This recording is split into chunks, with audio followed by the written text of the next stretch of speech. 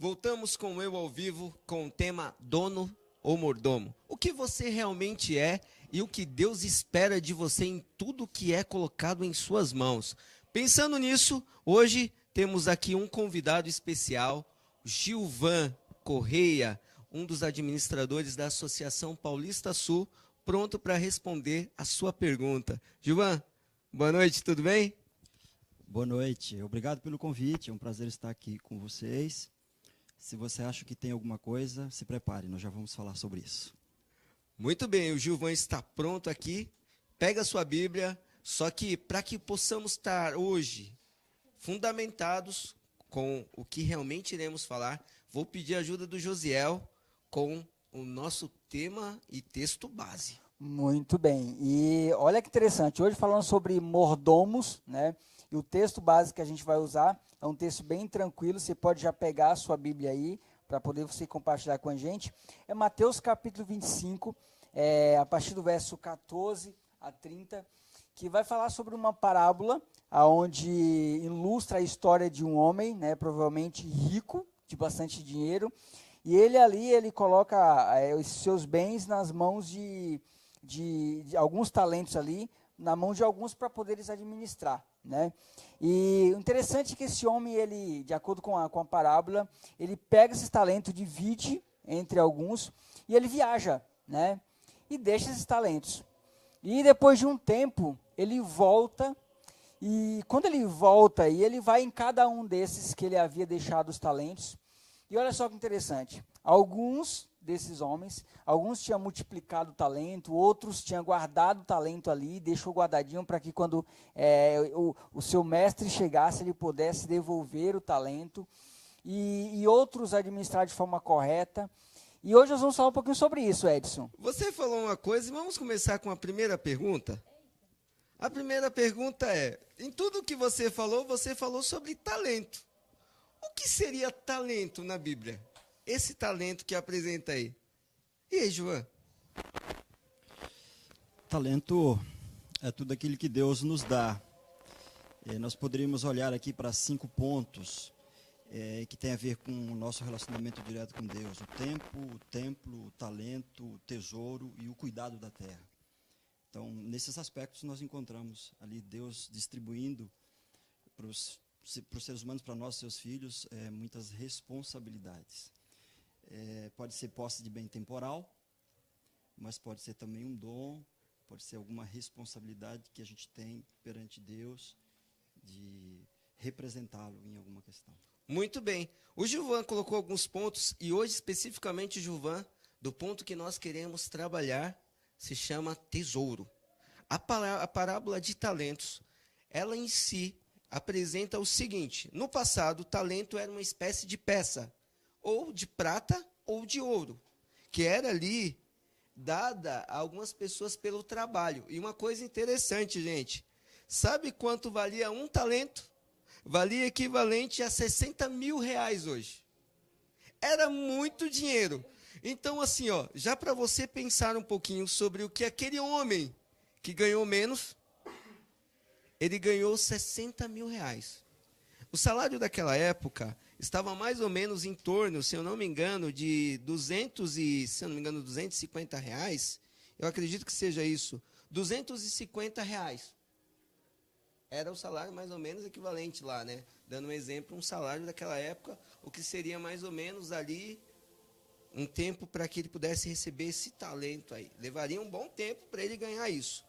Só que, apesar do texto não apresentar tanto a questão de dinheiro, mas esse texto e essa parábola fala muito sobre a questão da administração do tesouro, do bem do seu dono, o qual deixa com o seu servo ali. E a pergunta hoje é o seguinte: quando somos ali, melhor, quando é dado a nós um talento, o que Deus espera como resultado disso?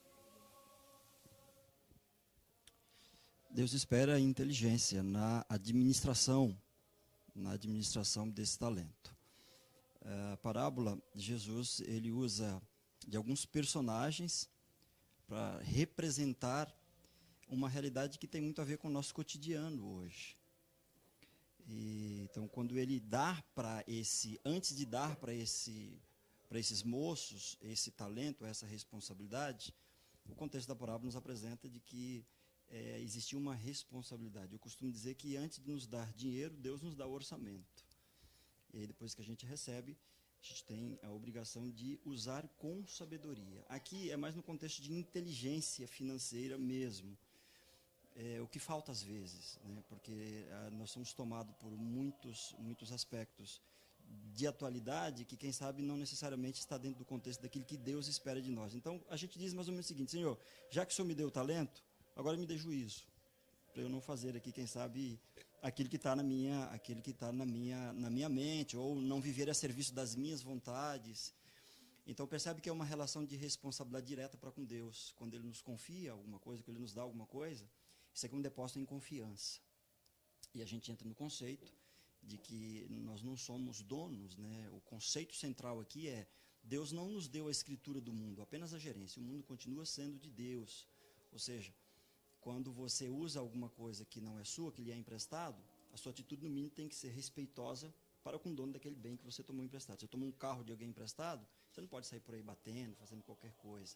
Então, há uma relação de responsabilidade. Nós vamos ver também um pouco mais para frente que uma relação de prestação de contas, porque se você não é dono, então você recebeu junto uma ordem, um direcionamento, e depois você vai prestar conta disso aqui, fechou, não fechou, com a proposta original.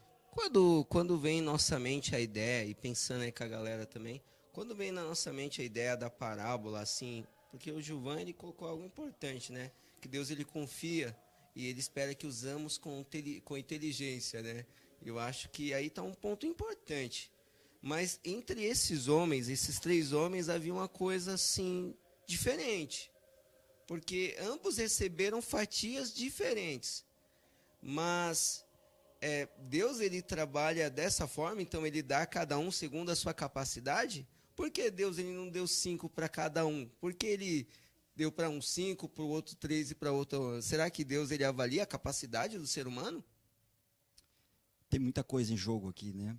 Uma coisa importante é que o conceito de valor que a gente tem na Bíblia não é o mesmo conceito de valor que nós aprendemos, especialmente no mercado financeiro hoje. Para Deus, R$1 e R$1.000 é a mesma coisa. Porque Deus não conta pelo montante, Deus conta pela utilidade. Agora, quando Deus dá, isso é um pressuposto de Deus. Ele dá conforme a capacidade de cada um. Então, a parábola, os personagens da parábola estão para ilustrar que aquele que recebeu um, porque a capacidade dele era para receber um.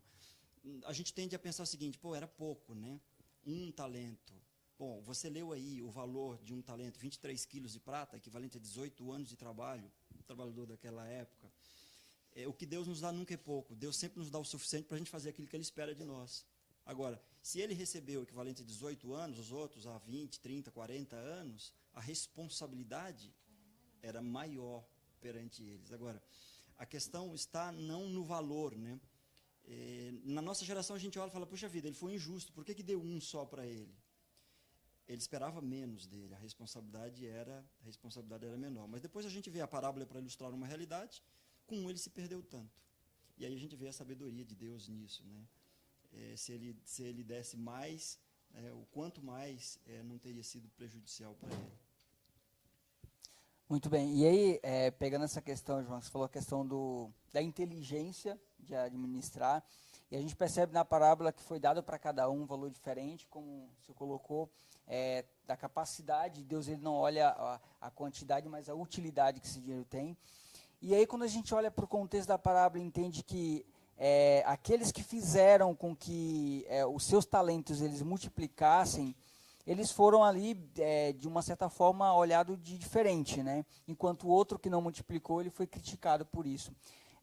Você acha que a administração do que Deus colocou em nossas mãos, ela é também uma questão de princípio, é uma questão onde também está ligado com a minha fé, com o meu caráter, administrar aquilo que Deus colocou, né, na minha responsabilidade?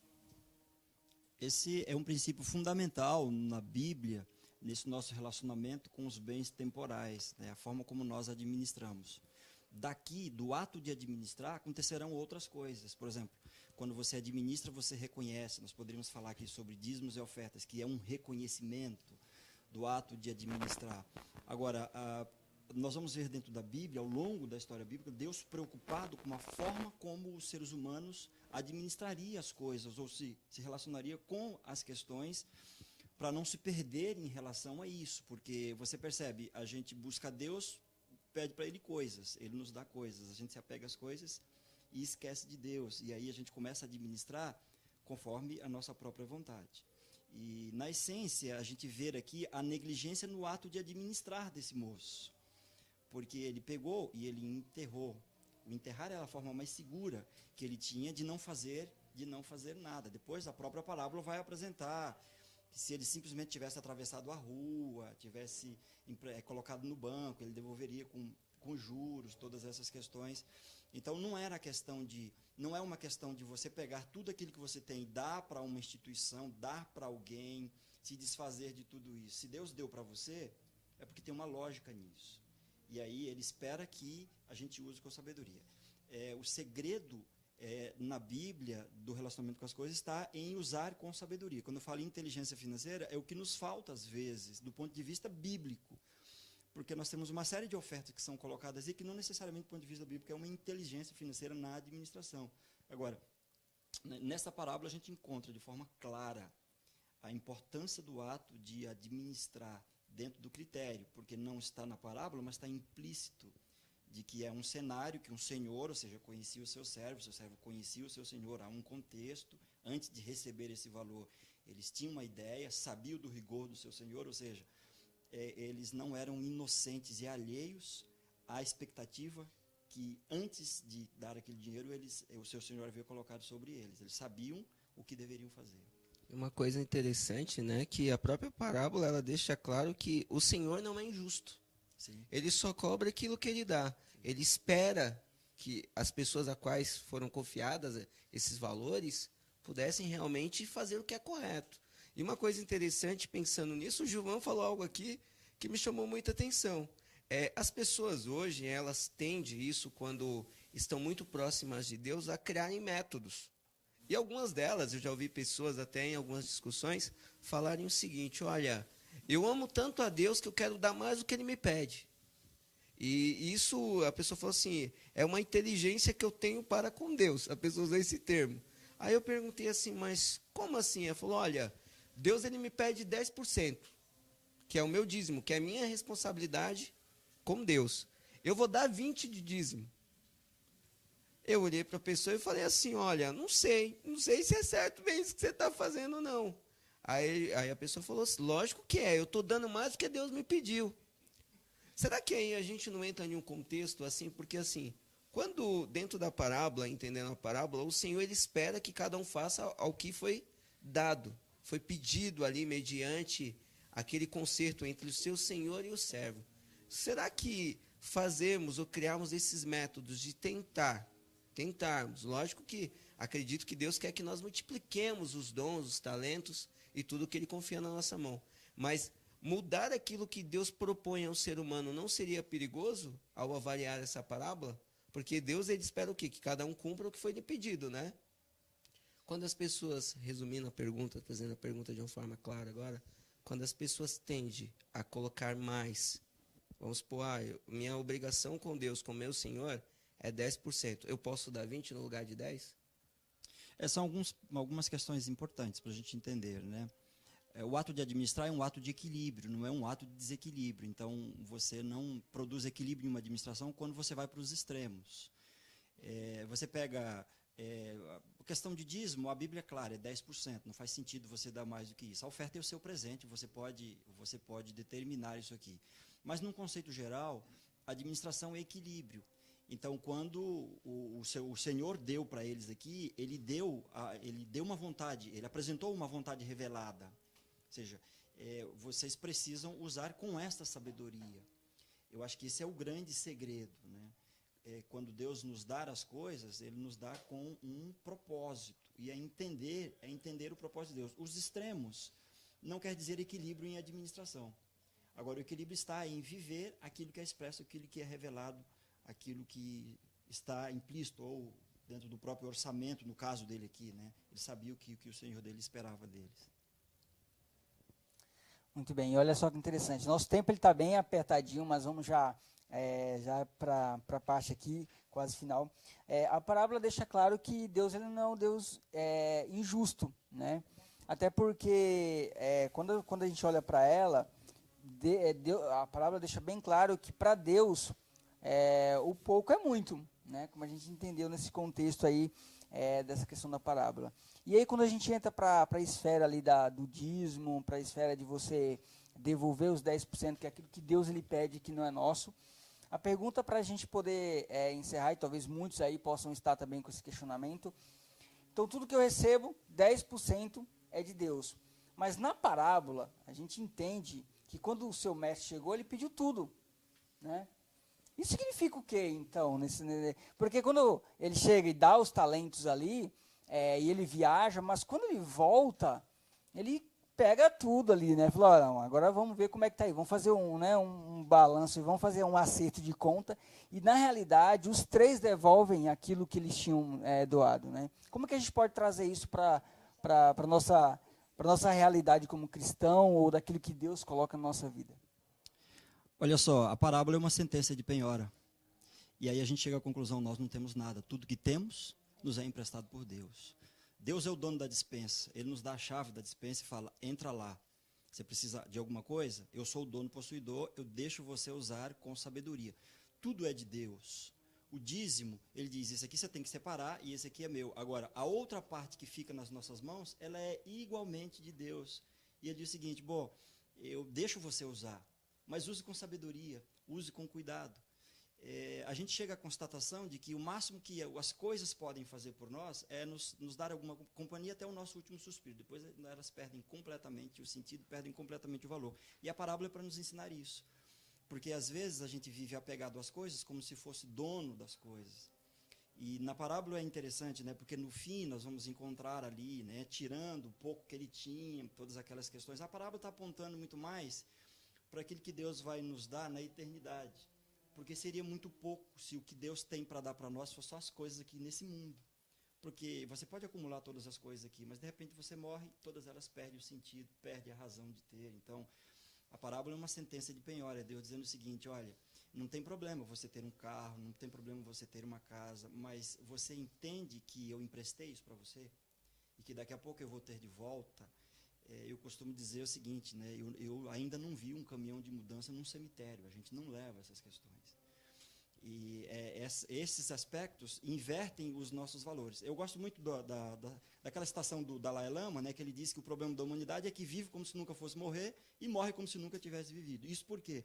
Porque nós temos uma expectativa invertida em relação às coisas. Isso chegou na religião. Você encontra muitas religiões por aí dizendo que o relacionamento com Deus é vantajoso do ponto de vista financeiro, ou seja, você está fracassado, você pode buscar a Deus, Deus vai te dar coisas. Essas religiões colocam o céu sobre alvo de protesto, de pessoas desinteressadas no reino de Deus, interessadas em ter um ganho temporal, porque Mega Sena já não dá mais tanta vantagem. Então vamos buscar uma religião, mas o grande erro é que a grande parte dessas religiões colocam bênção como posse de bem temporal, e a posse do bem temporal tem que ser algo passageiro na nossa vida. Então a gente usa com sabedoria, sabendo que é de Deus, sabendo que Deus é o dono, nos é apenas emprestado, e daqui a pouco, não vai demorar, a nossa vida vai ter passado, Deus vai usar para outro. Agora, quando Ele nos dá, antes Ele faz o mesmo que o moço fez aqui na parábola dos talentos. E isso aqui é uma representação de Deus, né? de Deus na nossa vida. Ele chama antes e Ele não dá para inocente, Ele não dá para desavisado. Não dá para a gente dizer, olha, eu não sabia, porque a Bíblia é a vontade revelada de Deus. Aí é onde entra um contexto bem complexo, né? Porque o último, o que recebeu um só, ele presta uma acusação. É uma coisa bem interessante, porque assim, quando a pessoa não administra bem, e dentro de todo o contexto que o Gilvan colocou aqui, falando que o Senhor realmente tinha passado, tinha orientado, aquele último servo lá, o qual pegou um talento e escondeu, ele começa a prestar acusações agora ao seu Senhor, como se o culpado dele não fazer o que era correto com aquilo que o seu Senhor colocou em suas mãos era culpa do seu próprio Senhor, por ser duro, por ser cruel. Eu acho que é um resultado que o ser humano também tem, né? Deus, ele confia as coisas, o ser humano não escuta as suas orientações, os seus conselhos, e no final tenta empurrar para Deus mesmo, né? A culpa é sua. E aí eu acho que é uma coisa importante para nós pensarmos aqui também. Deus nos confia tantas coisas, como foi falado aqui, para que nós usemos aqui nessa terra, né? De forma sábia, de forma coerente. E é isso que a gente precisa ter. Essa parábola deixa bem claro o que realmente precisamos para viver bem. Primeiro, é não esquecer, como o Gilvan mesmo falou, a orientação do Senhor. Segundo, é buscar aplicar da melhor forma, de uma forma sábia, seguindo os conselhos. Mas, daqui a pouquinho, nós voltamos com a conclusão desse tema e vamos de música. Nós vamos de música com o Mateus. O Mateus vai trazer para nós mais uma música. E segura aí com a gente. E a pergunta, Gilvan, que fica para você é o seguinte. Afinal, quem se deu bem de todos esses homens que colocaram em ação aquilo que o seu Senhor deu? Quem se deu bem? No final você responde para nós aí. Veremos.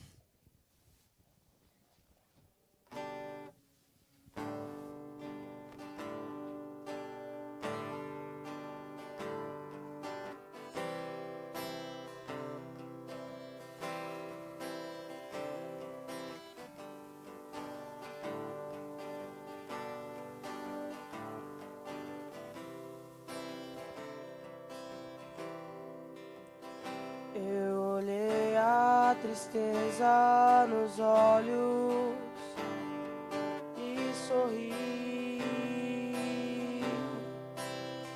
mesmo quebrantado pela vida que escolhi. Da janela eu vi cada estação fugir, como as árvores eu permaneço no mesmo lugar. No outono, no inverno eu espero primavera chegar. Da estrada eu quis retornar pra onde parti. Da distância avistei a alegria e a esperança. Das migalhas que desperdiçamos faremos jantar. Eu voltaria atrás pra tentar me avisar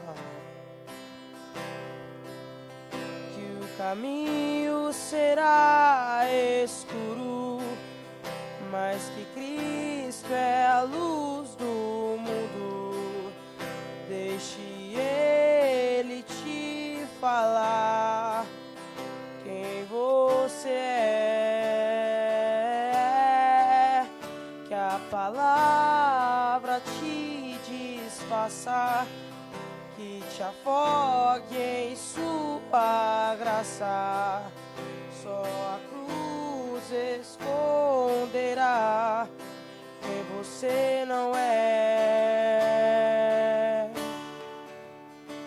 Eu olhei a tristeza nos olhos e sorri.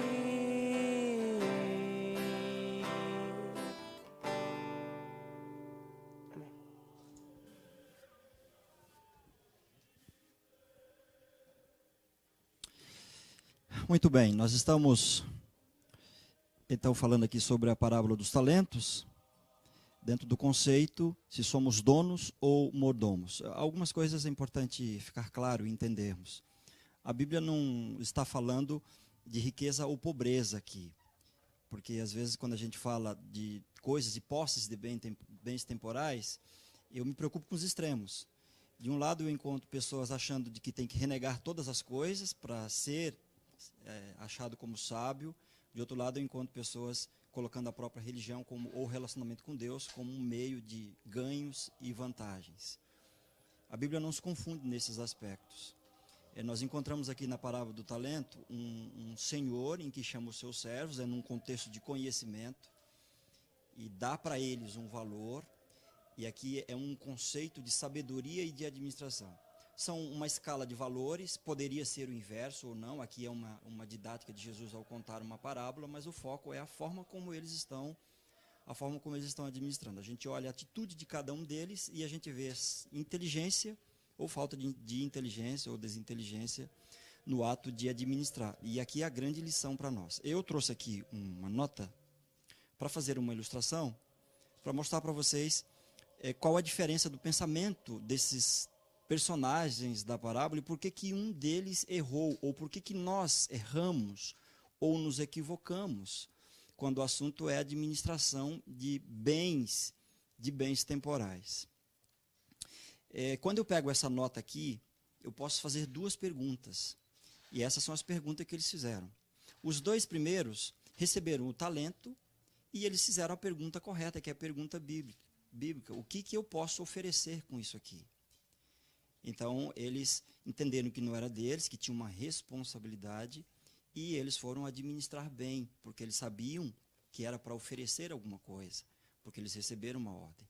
O terceiro fez a pergunta errada, e é a pergunta que infelizmente nós fazemos em muitos momentos da nossa vida. Quando eu olho para essa nota de R$20, se eu perguntar assim, o que eu ganho com isso?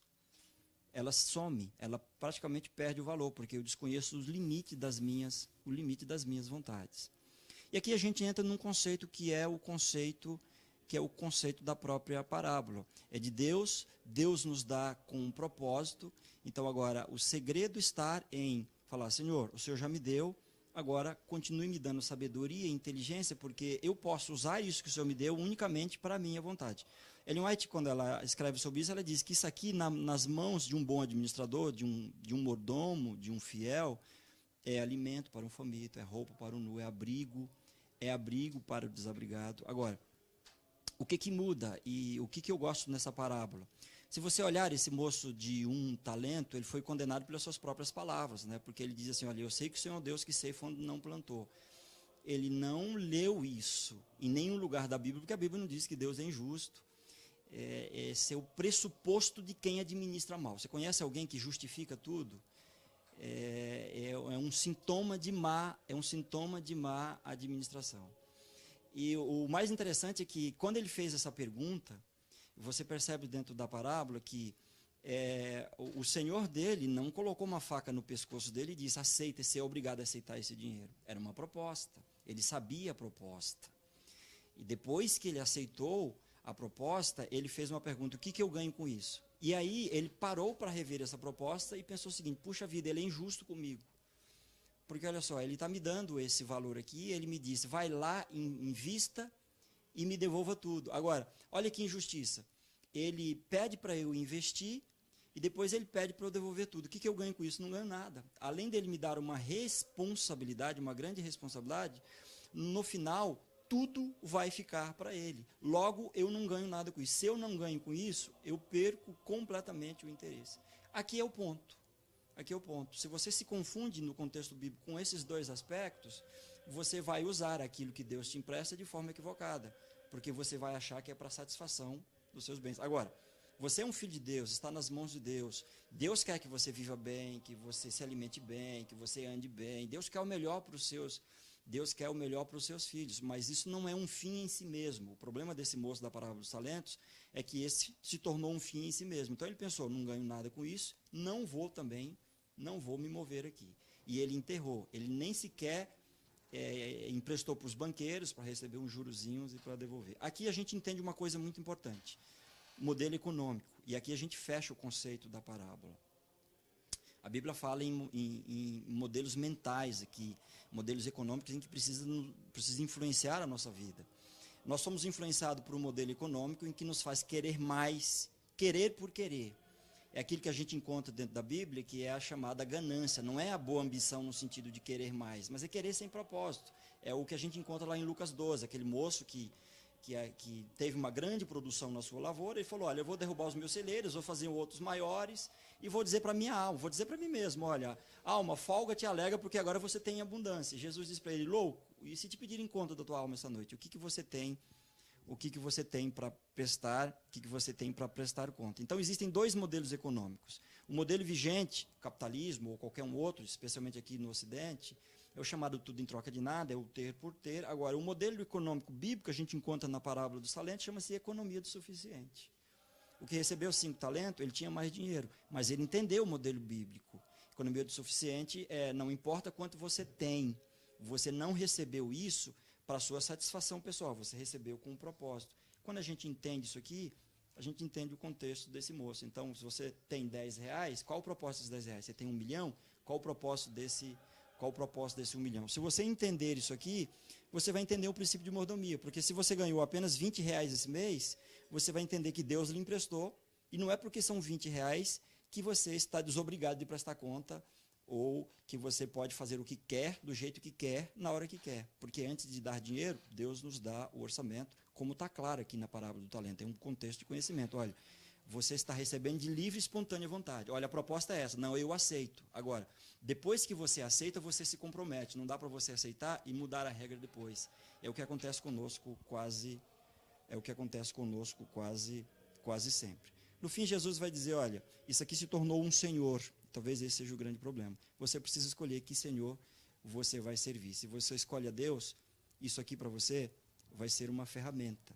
Não vai ser um problema, como foi, por exemplo, para esse moço apenas de um talento. E uma outra coisa importante aqui, só para finalizar, é que essa parábola fala de um momento que o Senhor vai voltar, uma prestação de contas. Isso aqui me leva ao juízo final de Deus, né? Nós temos uma ideia equivocada do juízo de Deus. Tem muitas pessoas que pensam que vai ser um dia de uma prestação de conta, que, como um TCC, né? Ou como uma defesa oral, em que a gente vai chegar para Deus e prestar conta. Ó, Senhor, eu não fiz isso, mas fiz aquilo. O juízo de Deus se cumpre nas nossas ações diárias. Quando Ele nos dá alguma coisa, que nos dá um propósito, então, que nós recorremos a Deus e vamos cumprindo o propósito de Deus, que nós vamos cumprindo com a vontade de Deus. Então não é um instante final em que a gente vai apresentar um balanço para Ele. E na parábola do talento a gente entende isso: sabedoria, cuidado, administre. Deus te deu alguma coisa? Deus te deu algum talento? Deus te deu algum recurso? Alguma responsabilidade? Quer um conselho? Volte para Deus, fala, Senhor, já que o Senhor me deu isso aqui, por favor, me dê sabedoria também, para que eu use e continue usando isso aqui conforme a tua vontade revelada, para eu não me perder como se perdeu esse moço aqui desta parábola. Que Deus te abençoe, que Ele continue te dando sabedoria, que Ele continue te cobrindo de bênçãos, e que você possa ser, não como esse moço que mudou de ideia no meio do caminho, mas como esses que sabiam das regras e se comprometeram e foram considerados sábios diante de Deus, porque a parábola, no fim, ela apresenta a eternidade. E o que apresenta aqui a recompensa maior é a eternidade, que é o que Deus tem para mim e para você. Bom, boa noite, Deus continue te abençoando. Eu queria convidar você para fazer uma oração nesse momento. Pode ser? Onde você está, feche seus olhos. Deus querido, obrigado porque entre as milhares de maneiras que o Senhor tem de nos abençoar, uma delas, o Senhor tem nos abençoado também com coisas. E como é bom estar aqui com a barriga cheia, como é bom estar em casa, ter o nosso lugar de descanso, ter a comida na nossa panela. Agora, nós aprendemos aqui na Tua Palavra que quando o Senhor nos dá alguma coisa, é porque o Senhor tem um propósito. Nós queremos que esse propósito também se cumpra na nossa vida. Na Tua Palavra, nós aprendemos que o Senhor nos dá porque nos ama, mas o Senhor nos dá também para desenvolvermos o nosso caráter, ou seja, o Senhor nos dá também responsabilidades. Não permita que desviemos a finalidade daquilo que o Senhor nos empresta, mas faça que nos tornemos despenseiros responsáveis e mordomos fiéis, como esses que administraram sabiamente, e que aqui a própria parábola apresenta, o Senhor apresentando para eles a eternidade, depois de terem passado pelo teste de administrar algo que era temporal. Nós sonhamos com o dia em que o Senhor virá nos buscar, e nesse dia nós não queremos estar presos às coisas que o Senhor nos deu com o propósito, mas nós queremos ter usado com sabedoria, queremos estar livres e desimpedidos, na certeza de que fizemos exatamente aquilo que o Senhor nos orientou quando, em uma atitude de misericórdia, nos deu coisas. Permaneça conosco também agora no restante dessa noite, na nossa vida, dando-nos sempre equilíbrio na administração da nossa vida. São bênçãos que pedimos em nome de Jesus. Amém. Boa noite a você, amigo, que ficou com o meu ao vivo. Resposta do tema de hoje: somos mordomos, assim como o Gilvan concluiu. Somos responsáveis para um dia apresentar a Deus tudo o que fizemos e estamos fazendo com o que Ele nos dá nas mãos. Agradecemos a você, Gilvan, também. Agradecemos a você pela sua participação. Muito bom. Sinta convidado para próximas vezes. Josiel, Nayara, Mateus, muito obrigado. Deus abençoe vocês. E também a todas as pessoas que aqui estão nos bastidores e que nos ajudaram. E você que está aí na casa, nos assistindo, tenha uma boa noite. Amanhã, se sinta convidado para estar entre nós. A partir das 9 horas, a Igreja Adventista está aberta para você. Fiquem com Deus, fiquem conosco e até mais.